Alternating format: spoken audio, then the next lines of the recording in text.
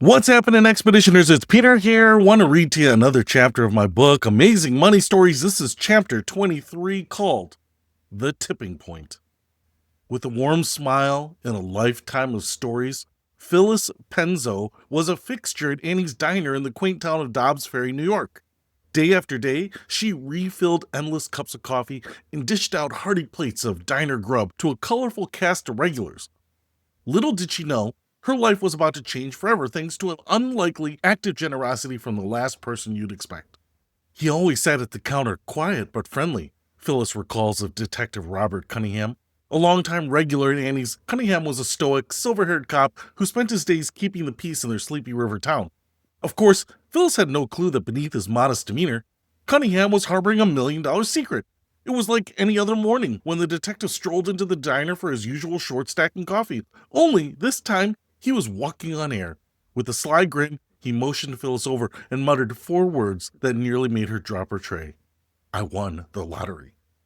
Cunningham had defied the odds and scored a $6 million jackpot. Phyllis was floored, and even more stunned by what happened next. Before she could even process it, the veteran cop insisted on sharing the windfall with her. He put a cold $165,000 right in my hands and told me to take it, Phyllis gasps. I just stood there, tears streaming down my face. I never expected anything like this from anyone, let alone a customer. From the humble waitress who spent decades working double shifts while raising kids on her own, that 6-figure check was a life raft. Cunningham's stunning act of generosity allowed her to make ends meet, catch up on overdue bills, and even realize her dream of buying a house. While lottery winners often splurge on luxury yachts or second homes, Dobbs Ferry's unexpected millionaire wanted his windfall to help someone who went the extra mile every single day without complaint. His quiet act made Phyllis's struggles worthwhile and showed that good things can still happen to good people. Word quickly spread of the selfless detective whose principles were worth more than his $6 million prize. Before long, Cunningham was hounded for interviews, speaking engagements, and even job offers from corporate tycoons impressed by his integrity. But through it all, he insisted he was just an ordinary guy who did the right thing. Sometimes life's grandest fortunes are measured not in dollar signs, but in acts of human compassion. I picked up this story because there's a movie with Nicolas Cage and, gosh, I can't remember her name, but it's a movie where I think he's trying to leave a tip to the waitress. He's the cop, leaves the tip, doesn't have it, and he's like, hey, I've got this lottery ticket. If it hits, I'll split it with you. And they win. And I think that movie was based on this story. And obviously, this story is not quite as generous as that movie because I think they split it 50-50 and end up falling in love.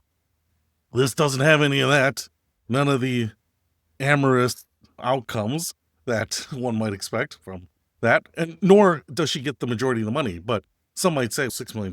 He only gave her $160,000 or whatever. $6 million, and you're going to pay taxes. You're going to be in a very high tax bracket at that point, essentially. Probably only net $3 million, and he didn't have to give her anything. It wasn't like he had a previous deal. He was just someone who wanted to do right by probably someone who had heard some stories about hard luck or getting stiffed on tips or whatever it is. So I like that. Little human compassion, a little bit of a story about give the money where it can do some good. And I will say this, I'm a big believer now, more than ever, that if you've made your monies, however you've made it, you earned it, you saved it, you won in the lottery, that's your money. Why do I have any say in how you spend it? Spend it however you want. Give it away. Be charitable with it if you want. But I always think it's funny when people are like, they could have done this and that, and you could have helped me out too, or whatever. Just do your own thing. So that's all. I like the story. It's a tip.